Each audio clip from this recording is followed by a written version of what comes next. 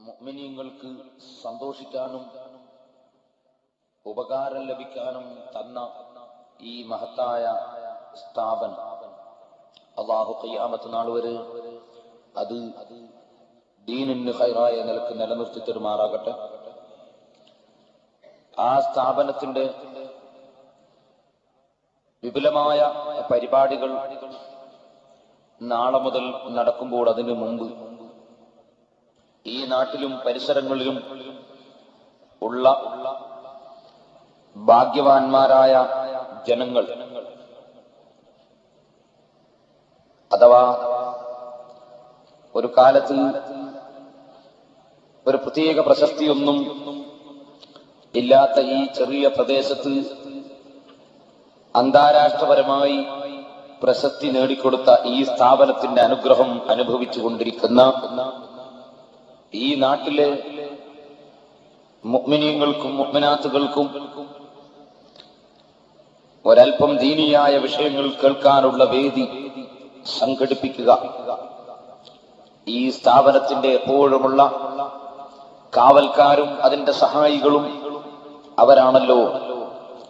അവർക്ക് ദീനിയായ അറിവ് നൽകുന്ന ഒരു വേദി സംഘടിപ്പിക്കുക എന്ന നിലക്ക് സംഘടിപ്പിക്കപ്പെട്ട നമ്മുടെ ഈ മത പ്രഭാഷണ പരമ്പര ബഹുമാനപ്പെട്ട മാനേജർ സി മുഹമ്മദ് ഫൈസി നല്ല വാള് പറഞ്ഞുകൊണ്ടിരിക്കുമ്പോ ഞാൻ കയറി വന്നത് നിങ്ങൾക്ക് വാള് കേൾക്കുന്നത് ഇല്ലാതെയായല്ലോ എന്ന് എനിക്ക് തോന്നി. ആ വാള് കുറെ കൂടി കേൾക്കണം എന്ന് എനിക്ക് തന്നെ ആഗ്രഹം തോന്നി. പക്ഷേ ഉസ്താദുമാരുടെ കൽപ്പന പ്രകാരം ഒരല്പസമയം സംസാരിച്ച് ഞാൻ എന്റെ വാക്കുകൾ അവസാനിപ്പിക്കും. അല്ലാഹു നിങ്ങൾക്കും എനിക്കും ഖൈറായ കാര്യങ്ങൾ പറയാനും കേൾക്കാനും ഉൾക്കൊണ്ട് ജീവിക്കാനും തൗഫീഖ് നൽകുമാറാകട്ടെ.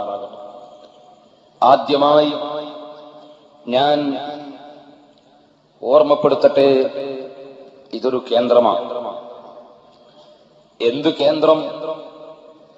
അല്ലാഹുവിന്റെ ദീൻ, അല്ലാഹുവിന്റെ ശരീഅത്ത്, അല്ലാഹുവിന്റെ മില്ലത്ത്, മില്ലത്തുൽ ഇസ്ലാം, ഇസ്ലാമിക ശരീഅത്ത്.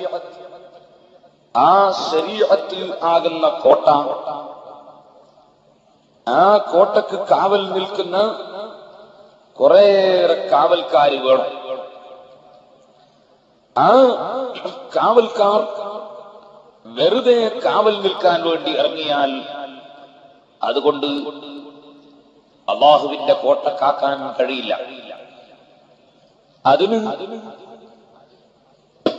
കാവൽ നിൽക്കുന്ന ആളുകളുടെ കയ്യിൽ ആയുധങ്ങൾ വേണം. അല്ലാഹുവിന്റെ കോട്ടക്ക് കാവൽ നിൽക്കുന്നവരുടെ കയ്യിൽ ആയുധങ്ങൾ വേണം. ആ ആയുധങ്ങൾ ഗുരുനാഥന്മാരിൽ നിന്ന് നാം സ്വീകരിക്കണം. പോരാ, അത് പ്രയോഗിക്കേണ്ടത് എങ്ങനെയാണ് എന്ന് പഠിക്കുകയും വേണം. അങ്ങനെ ഇസ്ലാമിക ശരീഅത്താകുന്ന കോട്ടക്ക് കാവൽ നിൽക്കുന്ന കുറേയേറെ കാവൽക്കാരെ വാർത്തെടുക്കുന്ന ഒരു സ്ഥാപനമാണ് നമ്മുടെ സ്ഥാപനം. പക്ഷേ ഈ സ്ഥാപനത്തിൽ നിന്ന് ശരീഅത്തിന്റെ കോട്ടക്ക് കാവൽ നിൽക്കാനുള്ള കാവൽക്കാരെ വാർത്തെടുക്കുന്നു, അവർക്ക് ആയുധം വിതരണം ചെയ്യുന്നു എന്ന് പറയുമ്പോൾ ആരും തെറ്റിദ്ധരിച്ചു പോകണ്ട. ഞാൻ ഉദ്ദേശിക്കുന്ന ആയുധം ഭൗതികമായ ആയുധം അല്ല. ഞാൻ ഉദ്ദേശിക്കുന്ന കാവൽ ഭൗതികമായ കാവൽ അല്ല. ഞാൻ ഉദ്ദേശിക്കുന്ന പ്രാക്ടീസ് ഭൗതികമായ ആയുധപ്രയോഗത്തിന്റെ പ്രാക്ടീസും അല്ല. മറിച്ച് ഇസ്ലാമിക ശരീഅത്തിന്റെ കാവൽക്കാരുടെ കയ്യിൽ ആവശ്യമായ ആയുധം ഇസ്ലാമിക ശരീഅത്തിനെ കുറിച്ചുള്ള അറിവാണ്. ഇസ്ലാം ദീനിനെ സംബന്ധിച്ചുള്ള അറിവ്, ഇൽമ്. ആ അറിവാകുന്ന ആയുധം, വിജ്ഞാനമാകുന്ന ആയുധം, ആ ആയുധം സമ്പാദിക്കുകയും അത് എവിടെ, എങ്ങനെ, എപ്പോൾ, ആരുടെ മുമ്പിൽ, എന്തിന് പ്രയോഗിക്കണം എന്നത് ഗുരുവര്യന്മാരിൽ നിന്ന് മനസ്സിലാക്കി അവർ എങ്ങനെയാണോ പഠിപ്പിച്ചു തന്നത് അതുപോലെ അത് പ്രയോഗിച്ച് ഇസ്ലാമിക ശരീഅത്തിന്റെ കാവൽ ഏറ്റെടുക്കേണ്ട ഒരു വിഭാഗം, ആ വിഭാഗത്തെ അഥവാ പണ്ഡിത സമൂഹത്തെ വാർത്തെടുക്കുന്ന വിവരമുള്ള, സംസ്കാരമുള്ള, സ്നേഹമുള്ള, സൗഹാർദ്ദമുള്ള, സഹകരണമുള്ള, പവിത്രമായ, ഉന്നതമായ, ഉദാത്തമായ ആശയങ്ങൾ ഉൾക്കൊള്ളുന്ന ഒരു സമൂഹം ഈ രാഷ്ട്രത്തിന്റെ മുമ്പിൽ സമർപ്പിക്കാൻ വേണ്ടി പ്രവർത്തിക്കുന്ന ഒരു കേന്ദ്രമാണ് മർക്കസ് സഖാഫത്ത് സുന്നിയ. ഇവിടെ ഒരുപാട് വിഷയങ്ങളിലേക്ക് കടക്കാൻ ഉണ്ട്. ഒന്നാമതായി പറയട്ടെ, എന്റെ സദസ്സിൽ ഒരുപാട് വിദ്യാർത്ഥികൾ ഉണ്ട്. ഞാനും ഈ സ്ഥാപനത്തിൽ നിങ്ങളെപ്പോലെ കുറെ കാലം പഠിച്ച ഒരു വിദ്യാർത്ഥിയാണ്. അന്ന് ഇത്രയൊന്നും സൗകര്യങ്ങൾ ഇല്ല. സുബ്ഹി നിസ്കരിക്കുന്നതിന് മുമ്പ് ഒന്നുകൊടുക്കാൻ സൗകര്യമില്ലാതെ കുടുങ്ങിപ്പോയ സമയങ്ങൾ ഉണ്ട്. എന്നല്ല, മലമൂത്ര വിസർജനത്തിനു വേണ്ടി ക്യൂ നിൽക്കേണ്ടി വന്ന ഒരുപാട് ഘട്ടങ്ങൾ ഉണ്ട്. കിണറ്റിൽ നിന്ന് വെള്ളം ഒരു ബക്കറ്റ് മാത്രം കോരിയെടുത്ത് കുളിക്കാൻ തന്നെ ബുദ്ധിമുട്ടിയ സമയം കൊണ്ട്. ഇപ്പോൾ പ്രയാസങ്ങളൊക്കെ ഒരുപാട് അല്ലാഹു പരിഹരിച്ചു തന്നിട്ടുണ്ട്. ഞാൻ നിങ്ങളോട് ഓർമ്മപ്പെടുത്തുന്നു, ഈ സ്ഥാപനത്തിൽ പഠിച്ച് കൊണ്ടിരിക്കുന്ന മുതഅല്ലിമീങ്ങളും സഹപ്രവർത്തകരായ വിദ്യാർത്ഥികളെല്ലാവരും ഓർമ്മിക്കണം, നാം ഗുരുവര്യന്മാരിൽ നിന്ന് നേടിയെടുക്കുന്ന ആയുധം ആവശ്യത്തിനനുസരിച്ച് നാം അനുയോജ്യമായ രൂപത്തിൽ പ്രയോഗിക്കാൻ സന്നദ്ധരാകണം. എങ്ങനെയെങ്കിലും കൊണ്ടുപോയി പ്രയോഗിക്കരുത്, എവിടെയെങ്കിലും കൊണ്ടുപോയി ഇറക്കരുത്. നോക്കണം, നമ്മുടെ ലക്ഷ്യം ഈമാൻ സംരക്ഷിക്കലാണ്. നമ്മുടെ ലക്ഷ്യം അല്ലാഹുവിന്റെ ദീൻ രക്ഷപ്പെടുത്തലാണ്. അതിന് കേടുവരുന്ന രൂപത്തിൽ ഒന്നും പ്രയോഗിച്ചു കളയരുത്. നിങ്ങൾ കണ്ടോ, അഷ്റഫുൽ ഖൽഖ് മുഹമ്മദുർ റസൂലുള്ളാഹി സ്വല്ലല്ലാഹു അലൈഹി വസല്ലം തങ്ങളുടെ പ്രധാനപ്പെട്ട ഒരു ശിഷ്യനാണ് ബഹുമാനപ്പെട്ട അബ്ദുല്ലാഹി ഇബ്നു അബ്ബാസ് റളിയല്ലാഹു അൻഹു. പരിശുദ്ധ ഖുർആൻ ഈ ചെറുപ്പക്കാരന് നീ മനസ്സിലാക്കി കൊടുക്കണം പഠിച്ചവനെ എന്ന നിലക്ക് നബി സല്ലല്ലാഹു അലൈഹി വസല്ലം തങ്ങൾ പ്രത്യേകം ദുആ ചെയ്തു കൊടുത്ത മഹാനാണ് അബ്ദുല്ലാഹി ഇബ്നു അബ്ബാസ് റളിയല്ലാഹു അൻഹു.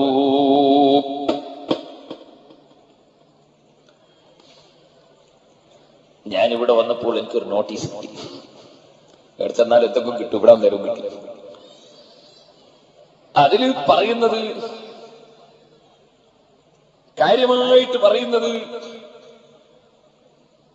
ഉറുക്ക്, ഏലസ്, പിഞ്ഞാണമെഴുത്ത് ഒക്കെ പൗരോഹിത്യത്തിന്റെ ദുർവൃത്തി, തട്ടിപ്പ്, വെട്ടിപ്പ് എന്നാണ്. എന്നാൽ സഹോദരന്മാര്, ഇത് എഴുതിയതും കുറച്ച് കുട്ടികളാണ്, പാവം കുട്ടികൾ. ഈ കുട്ടികൾക്കറിയില്ല അവരുടെ ഏറ്റവും വലിയ ടോപ്പ് നേതാവ് ഇബ്നു തൈമിയ്യ ആണ്.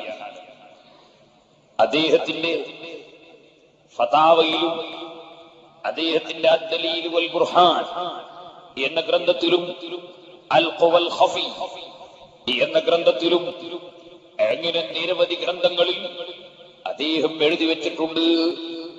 ബഹുമാനപ്പെട്ട അബ്ദുല്ലാഹി ഇബ്നു അബ്ബാസ് റളിയല്ലാഹു അൻഹു നബി സല്ലല്ലാഹു അലൈഹി വസല്ലമ തങ്ങളിൽ നിന്ന് നേരിട്ട് ഖുർആൻ പഠിച്ച മഹാൻ, ഖുർആൻ വ്യാഖ്യാതാക്കളുടെ നേതാവ്, റഈസുൽ മുഫസ്സിരീൻ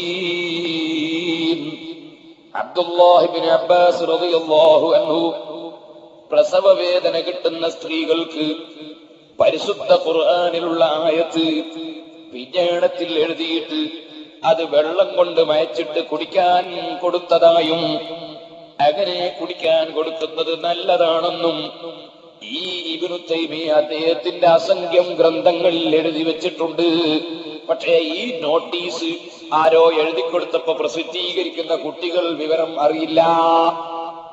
ഇരിക്കട്ടെ, ഞാൻ പറഞ്ഞു വരുന്നത് ആ മഹാനായ അബ്ദുല്ലാഹി ഇബ്നു അബ്ബാസ് റളിയല്ലാഹു അൻഹു മഹാനവറുകളുടെ സമീപത്ത് ഒരു ദിവസം ഒരാൾ വന്നിട്ട് സംശയം ചോദിച്ചു. എന്താണ് സംശയം? ഇമാം നബവി റളിയല്ലാഹു അൻഹു ശർഹുൽ മുഹദ്ദബിൽ തുടക്കത്തിൽ തന്നെ പറഞ്ഞു. എന്താണ് സംശയം? ഒരു നിരപരാധിയായ ഒരു മുഅ്മിനായ മനുഷ്യനെ കൊന്നാൽ അവന് തൗബയുണ്ടോ? അവൻ തൗബ ചെയ്താൽ അല്ലാഹു സ്വീകരിക്കുമോ? അബ്ദുല്ലാഹി ഇബ്നു അബ്ബാസ് റളിയല്ലാഹു അൻഹു പറഞ്ഞു, ആയുധം എങ്ങനെ എവിടെ എപ്പോൾ പ്രയോഗിക്കണം എന്നത് ചിന്തിക്കാനാണ് ഞാൻ പറയുന്നത്. ആയുധം എന്ന് പറഞ്ഞാൽ പീരങ്കിയല്ല, ബോംബല്ല, തോക്കല്ല, വാളല്ല. ദീനിയായ അറിവ്, ഇൽമ്. ആ ഇൽമ് എവിടെ എങ്ങനെ എപ്പോൾ പ്രയോഗിക്കണം അത് നാം പഠിച്ചിരിക്കണം, മനസ്സിലാക്കിയിരിക്കണം. സഹോദരന്മാരെ, അബ്ദുല്ലാഹി ഇബ്നു അബ്ബാസ് റളിയല്ലാഹു അൻഹു ോട് വന്നു ചോദിക്കുന്നത്, ഒരു മുഅ്മിനായ മനുഷ്യനെ, നിരപരാധിയായ മനുഷ്യനെ കൊന്നാൽ അവന് തൗബയുണ്ടോ? എന്റെ മുസ്ലിം സഹോദരിമാരെ, ഇത് ഞാൻ പറയുന്നത് വിദ്യാർത്ഥികൾക്ക് വേണ്ടിയാണെങ്കിലും ഇടയ്ക്ക് നിങ്ങളോടൊരു കാര്യം പറയട്ടെ. ഒരു മുസ്ലിമായ, ഒരു മുഅ്മിനായ മനുഷ്യന്റെ ശരീരത്തെ കൊന്നുകളയുക എന്ന് പറയുന്നത് അത് വളരെ കഠിനമായ തെറ്റാണ്, വളരെ ശക്തിയായ തെറ്റാണ്. മരിക്കുന്ന സമയത്ത് തന്നെ ഒരാള് മരിക്കുന്നത് ഏറ്റവും വലിയ സബഉൽ മൂബിഖാത്തിൽപ്പെട്ട ഏറ്റവും വലിയ ഒരു തെറ്റും ചെയ്തിട്ട് ആയിപ്പോയാൽ അവരേറ്റവും നഷ്ടപ്പെട്ടവരല്ലയോ? ഇതെന്തിനാണ് സ്ത്രീകളോട് പറയുന്ന? സ്ത്രീകൾ ഒരു പുരുഷനെ ഇങ്ങോട്ട് കൊന്നതായി റിപ്പോർട്ട് കൂടുതൽ വരാറില്ലല്ലോ. ഈ അടുത്ത് ഏതോ ഒരു പെണ്ണൊരു ഡോക്ടറായ പെണ്ണ് കുറച്ച് നുറുക്കി കഷ്ണമാക്കി ബാഗിലാക്കിയതല്ലാതെ ഈ അടുത്ത കാലത്തങ്ങനെ കൂടുതൽ സ്ത്രീകൾ കൊന്നത് കേൾക്കാറില്ലല്ലോ എന്ന് ചിലപ്പോൾ തോന്നും. പക്ഷേ ഉമ്മമാരെ, നിങ്ങൾ ശ്രദ്ധിക്കണം. മനസ്സിന് എന്തെങ്കിലും ചെറിയ പ്രശ്നങ്ങളും പ്രയാസങ്ങളും ഉണ്ടാകുമ്പോൾ സ്വന്തം ശരീരത്തെ കൊന്നുകളയുന്ന, ആത്മഹത്യ ചെയ്ത് മരിക്കുന്ന വിഷയത്തിൽ കൂടുതലും കാണുന്നത് സ്ത്രീകളെയാണ്. സ്വന്തമായി ഒരാൾ മരിക്കുന്നത് തന്നെ ഏറ്റവും വലിയ തെറ്റ് ചെയ്തുകൊണ്ടാണെങ്കിൽ അവരെ പോലെ നഷ്ടപ്പെട്ടവര് വേറെയുണ്ടോ? ഖബറിന്റെ ഉള്ളിൽ ചെല്ലുമ്പോഴേക്ക് നിനക്ക് കിടക്ക വിരിച്ചു തന്നിട്ടുണ്ടോ? ഭൂമി ലോകത്ത് ഭർത്താവുമായി നിനക്ക് സ്വരച്ചേർച്ചക്കുറവ് വന്നുപോയാൽ, അല്ലെങ്കിൽ മകൻ നീ വിചാരിച്ചതുപോലെ ചെയ്തില്ലെങ്കിൽ, അല്ലെങ്കിൽ നിനക്കെന്തെങ്കിലും സാമ്പത്തിക വിഷമം വന്നാൽ, അല്ലെങ്കിൽ നിന്നെ ആരെങ്കിലും പരിഹസിച്ചു കളഞ്ഞാൽ, ഏത് കാര്യത്തിന്റെ പേരിലാണെങ്കിലും ശരി, ഒരിക്കലും എന്റെ ശരീരത്തെ ഞാൻ നശിപ്പിക്കുന്നുവെന്ന് എന്റെ ഉമ്മമാരെ നിങ്ങൾ ചിന്തിച്ചു പോകരുത് കേട്ടോ. സ്വന്തം ശരീരത്തെ കൊന്നുകൊണ്ടൊരു മനുഷ്യൻ മരിക്കുന്നുവെങ്കിലോ, ഇമാം ബുഖാരിയും മറ്റും റിപ്പോർട്ട് ചെയ്ത ഹദീസിൽ നബി സല്ലല്ലാഹു അലൈഹി വസല്ലമ പഠിപ്പിച്ചിട്ടുണ്ട്, എന്തൊരു കാരണം കൊണ്ടാണോ ഒരാൾ ആത്മഹത്യ ചെയ്ത് മരിക്കുന്നത്, അതേ കാരണം വെച്ചുകൊണ്ട് അദ്ദേഹത്തെ നരകത്തിൽ ആവർത്തിച്ച് ശിക്ഷിക്കുന്നതാണ്. കത്തി കൊണ്ട് കുത്തിയിട്ട് മരിച്ചാൽ അവന് നരകത്തിൽ വെച്ച് കത്തി കൊണ്ട് അവന്റെ ശരീരത്തെ കുത്തല് തന്നെയാണ് ജോലി. അതേ സമയത്ത് വേറെ ഏതെങ്കിലും നിലക്ക് ഒരാൾ മരിച്ചാൽ അതേ നിലക്ക് തന്നെ നരകത്തിൽ വെച്ച് ശിക്ഷിക്കപ്പെടലാണ് അവന്റെ ശിക്ഷ. ആവർത്തിച്ച് ശിക്ഷിക്കപ്പെടുമെന്ന താക്കീത് നബി സല്ലല്ലാഹു അലൈഹി വസല്ലമ നൽകിയിട്ടുണ്ട്. ഒരിക്കലും എന്ത് പ്രശ്നം വന്നാലും ഞാൻ എന്റെ ശരീരത്തെ നശിപ്പിക്കുന്നു എന്ന ചിന്ത ഖൽബിലേക്ക് കടന്നു പോകരുത് കേട്ടോ. നേരത്തെ സി മുഹമ്മദ് ഫൈസി പറഞ്ഞില്ലേ, റളിനാ ബില്ലാഹി റബ്ബൻ, അല്ലാഹു തആല എന്ത് തന്നാലും അതുകൊണ്ട് പൊരുത്തപ്പെട്ടുകൊള്ളണം. അതിന്റെ അപ്പുറം ഞാൻ എന്റെ ശരീരത്തെ നശിപ്പിക്കുന്നുവെന്നോ അല്ലെങ്കിൽ ഞാൻ എന്നത് ചെയ്യുന്നുവെന്നോ ചിന്തിക്കാനേ പാടില്ല. അതൊരു സൂചനക്ക് വേണ്ടി പറയുന്നു. ഒരുപാട് മുസ്ലിം സ്ത്രീകൾ ആത്മഹത്യ ചെയ്ത് മരിച്ചതായി പലപ്പോഴും റിപ്പോർട്ട് കാണുന്നത് കൊണ്ട് ഒരു സൂചനക്ക് വേണ്ടി മാത്രം പറഞ്ഞതാണ് സഹോദരന്മാരെ. ഞാൻ എന്റെ സ്നേഹിതന്മാരോട് പറയട്ടെ, അബ്ദുല്ലാഹിബ്നു അബ്ബാസ് റളിയല്ലാഹു അൻഹുവിനോട് വന്ന് പറയുന്നു, ഒരാൾ ഒരു മുഅ്മിനായ മനുഷ്യനെ അകാരണമായി കൊന്നുകഴിഞ്ഞാൽ, നിരപരാധിയെ കൊന്നുകഴിഞ്ഞാൽ അവന് തൗബയുണ്ടോ? കാരണത്തിന് വേണ്ടി ഒരാളെ കൊല്ലാം, പക്ഷെ ഇന്ത്യ രാജ്യത്ത് കൊല്ലാൻ പാടില്ല. കാരണത്തിനു വേണ്ടി കൊല്ലാം എന്ന് പറഞ്ഞത് എന്താണ്? നിങ്ങൾക്കറിയില്ലേ, ഒരു കുട്ടി വളർന്നു വരുമ്പോ 7ാമത്തെ വയസ്സിൽ കുട്ടി കൂടി നിസ്കരിക്കാൻ കൽപ്പിക്കണം, 10ാമത്തെ വയസ്സിൽ നിസ്കരിക്കുന്നില്ലെങ്കിൽ അടിച്ചിട്ട് നിസ്കരിപ്പിക്കണം, 15 വയസ്സായിട്ട് നിസ്കരിക്കുന്നില്ലെങ്കിൽ കൊന്നുകളയണം എന്നാണ് ഇസ്ലാമിന്റെ നിയമം. പ്രായപൂർത്തിയായിട്ടും ഒരു കുട്ടി നിസ്കരിക്കുന്നില്ല, ഇപ്പം കുട്ടിയല്ലല്ലോ, എന്നാൽ കൊന്നുകളയണമെന്നാണ് ഇസ്ലാമിന്റെ നിയമം. പക്ഷേ ഇന്ത്യ രാജ്യത്ത് നമുക്ക് കൊല്ലാൻ പാടില്ല. പിന്നെ ഇങ്ങനെ ഇസ്ലാമിന്റെ നിയമം സാഹചര്യത്തിനും നാട്ടിനും വീട്ടിനൊക്കെ ഒത്തുമാറും. അല്ല വലിയ എല്ലാ സ്ഥലത്തും ഒരുപോലെയല്ല നിയമം. അല്ല, പഠിച്ചിക്കണം. ഇസ്ലാമിന്റെ നിയമം എല്ലാ സ്ഥലത്തും ഒരുപോലെയല്ല, എല്ലാ സമയത്തും ഒരുപോലെയല്ല, എല്ലാ ഘട്ടത്തിലും ഒരുപോലെയല്ല, എല്ലാവർക്കും ഒരുപോലെയല്ല. അത് പഠിച്ചിക്കോ. അത് പഠിച്ചിട്ടാത്തോണ്ടാണ് പലരും പേച്ചു വന്നത്. എന്ത് കൊല്ലണം? പ്രായം പൂർത്തിയായിട്ട് നിസ്കരിക്കാത്ത മുസ്ലിമിനെ കൊന്നുകളയണം, മാപ്പിള്ള കൊന്നുകളയണം, ഹിന്ദുവിനെ കൊല്ലരുത്. അത് നിസ്കരിക്കുന്നില്ലെങ്കിൽ അതിന്റെ പേരിൽ കൊല്ലണ്ട. മുസ്ലിമാനെ കൊല്ലണം. പക്ഷേ എങ്ങനെ കൊല്ലണം? നമ്മൾ വേഗം ഒരു കമ്മിറ്റി ഉണ്ടാക്കി സെക്രട്ടറിനെ ഏൽപ്പിക്കുക കൊല്ലാൻ, അല്ലെങ്കിൽ ഖജാൻജിനെ ഏൽപ്പിക്കുക പറ്റുമോ? പറ്റൂല. പിന്നെ ഇസ്ലാമിക ശരീഅത്തിന്റെ നിയമങ്ങൾ നടത്തുന്ന, ഇസ്ലാമിക കോടതിയുള്ള, ഇസ്ലാമിക ഭരണമുള്ള രാഷ്ട്രത്തിലെ കോടതിയുടെ മുമ്പിൽ ഹാജരാക്കി ഖാദി വിചാരണ ചെയ്ത്, ജഡ്ജി വിചാരണ ചെയ്ത്, എന്നിട്ട് അവൻ തൗബ ചെയ്യുന്നില്ലെങ്കിൽ കോടതി വിധിക്കണം, ഇസ്ലാമിക കോർട്ട് വിധിക്കണം, ഇവനെ കൊന്നുകളയണം എന്ന് വിധിക്കണം. എന്നിട്ട് വേണം കൊല്ലാൻ. അല്ലാതെ പ്രായപൂർത്തിയെത്തിയിട്ട് നിസ്കരിക്കാത്തവരൊക്കെ കൊല്ലണമെന്ന് ഫത്വൽ മൊയിലുണ്ട്, ഞാൻ ഫത്വൽ മൊയിൽ ഓതിയിരിക്കുന്നു പറഞ്ഞ് വിറ്റെന്ന് വാളുവെടുത്ത് ഏതെങ്കിലും നിസ്കരിക്കാത്ത ആക്കാമാരൊക്കെ നീളം കുറക്കാൻ നടന്നാൽ പറ്റൂല. ഓരോന്നിനും നിയമം എവിടെ എപ്പോൾ എങ്ങനെ നടപ്പാക്കണം എന്നത് വേറെ മനസ്സിലാക്കണം. അപ്പൊ കൊല്ലേണ്ട ആളുകൾ ഉണ്ട് എന്നാണ് ഞാൻ പറഞ്ഞത്. വിവാഹം കഴിഞ്ഞതിന് ശേഷവും വ്യഭിചാരം നടത്തി കൊല്ലണം. പക്ഷെ നമുക്ക് ഒന്നൂടാ, ഇസ്ലാമിക കോടതി കൊല്ലണം, ഇസ്ലാമിക കോടതി കൊല്ലണം. അങ്ങനെ ഒരുപാട് നിയമമുണ്ട്. കള്ളു കുടിക്കുന്നവനെ ചെരുപ്പ് കൊണ്ട് 40 അടി അടിക്കണം. എന്നാ ഇപ്പൊ കള്ള് ഷാപ്പിന്റെ മുമ്പ് പോയിരുന്നു കള്ളു കുടിച്ചിറങ്ങുന്നവനൊക്കെ ചെരുപ്പെടുത്ത് തല്ലാൻ പറ്റും? അത് ഇസ്ലാമിക കോടതി വിധിച്ചിട്ട് തല്ലണം. അതുപോലെ ഇസ്ലാമിൽ പല നിയമങ്ങളും ഉണ്ട്. പാവപ്പെട്ടവർക്ക് കൊടുക്കേണ്ട സക്കാത്ത് ഇസ്ലാമിക ഭരണാധികാരിക്ക് പിരിച്ചെടുത്ത് വിതരണം ചെയ്യാം. പക്ഷെ അതൊരു കമ്മിറ്റി ഉണ്ടാക്കിയിട്ട് അതിന്റെ പേരിൽ പറ്റൂല. അതുപോലെ കൊന്നവനെ പകരം കൊല്ലണം, അങ്ങനെ കൊല്ലണം എന്ന് പറഞ്ഞാൽ അത് നമുക്ക് പറ്റൂല. അതൊക്കെ ഇസ്ലാമിക ജഡ്ജി ഉണ്ടെങ്കിൽ ഇസ്ലാമിക കോടതി വിധിച്ച് അത് ചെയ്യണം.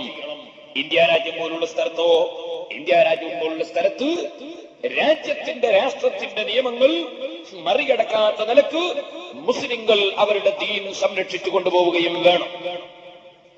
ഞാൻ ചുരുക്കി പറയുന്നു, അതും ദീനിന്റെ നിയമമാണ്. ഇപ്പോൾ അതിലേക്ക് ദീർഘമായി കടക്കുന്നില്ല. നിരപരാധിയായ മനുഷ്യനെ കൊല്ലുന്നത് കടുത്ത തെറ്റ്. ജസാഉഹു ജഹന്നം, ജഹന്നമാണ് ശിക്ഷ. സ്വന്തം ശരീരത്തെ കൊന്നാലും ശരി, വേറെ ഒരാളെ കൊന്നാലും ശരി, അവന്റെ പ്രതിഫലം ജഹന്നമാകുന്ന നരകമാണെന്ന് ഖുർആൻ പറഞ്ഞു. ആ നിലയ്ക്ക് ഒരാൾ വന്ന് അബ്ദുല്ലാഹിബ്നു അബ്ബാസ് റളിയല്ലാഹു അൻഹുവിനോട് ചോദിക്കുന്നു, ഒരു നിരപരാധിയായ മനുഷ്യനെ കൊന്നാൽ കൊന്ന മനുഷ്യന് തൗബയുണ്ടോ? ഇബ്നു അബ്ബാസ് റളിയല്ലാഹു അൻഹുവിന്റെ മറുപടി, തൗബയില്ല, അല്ലാഹു അവന്റെ തൗബ സ്വീകരിക്കൂല. യഥാർത്ഥത്തിൽ ഈ മറുപടി ഹദീസിന്റെ വിരുദ്ധമാണ്, ബാഹ്യമായി വിരുദ്ധമാണ്. ഇമാം ബുഖാരി റിപ്പോർട്ട് ചെയ്ത ഒരു ഹദീസിൽ ഉണ്ട്, നിങ്ങൾ ശരിക്കും മനസ്സിലാക്കുക, ഒരു ഹദീസിൽ ഉണ്ട്, ഒരാൾ 99 നിരപരാധികളെ ഒരാൾ കൊന്നുകളഞ്ഞു. 99 ആളെ കൊന്നതിന് ശേഷം അദ്ദേഹം ചിന്തിച്ചു, എനിക്ക് പടച്ചവനോട് തൗബ ചെയ്താൽ തൗബ സ്വീകരിക്കുമോ? ഒരു പണ്ഡിതനെ പോയി, അയാളെ നാട്ടിലുള്ള പണ്ഡിതനെ പോയി സമീപിച്ചു. ആ പണ്ഡിതൻ മറുപടി പറഞ്ഞു, 99 ആളെ കൊന്ന മനുഷ്യനാണ്, എന്റെ അടുത്ത് തന്നെ നിൽക്കണ്ട, അള്ളാന്റെ അതാ പറഞ്ഞിട്ട് ഞാൻ കുടുങ്ങിപ്പോ പോയിക്കോ. അപ്പൊ ഇയാൾ എന്നാ പിന്നെ 100 കണക്കാട്ടെ എന്ന് പറഞ്ഞ് മൂപ്പരെയും കൊന്നു. എന്തായാലും തോപ സ്വീകരിക്കൂലല്ലോ. 100ാമത് നിങ്ങളും കിടക്കട്ടെ എന്ന് പറഞ്ഞ അയാളെയും കൊന്നു. പിന്നെയും മനസ്സിന് പേടി തുടങ്ങി. അങ്ങനെ വീണ്ടും ഒരു പണ്ഡിതനെ സമീപിച്ചു.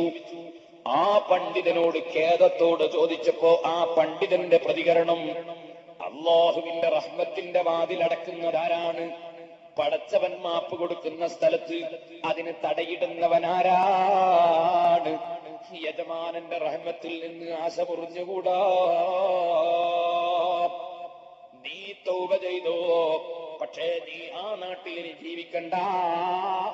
നീ ആ നാട്ടിൽ നിന്ന് കുറെ അകലെ മറ്റൊരു സ്ഥലത്തേക്ക് പോയിക്കോ എന്ന് പറഞ്ഞിട്ട് അദ്ദേഹം തൗബ സ്വീകരിക്കാൻ വേണ്ടി വേറെ ഒരു നാട്ടിലേക്ക് ആ പണ്ഡിതന്റെ നിർദ്ദേശത്തോടെ പോകുന്ന സമയത്ത് വഴിക്ക് വെച്ച് മരണം സംഭവിച്ചപ്പോൾ ആ മനുഷ്യന്റെ തൗബ അല്ലാഹു സ്വീകരിച്ചത് വിശദമായ ഹദീസാണ്.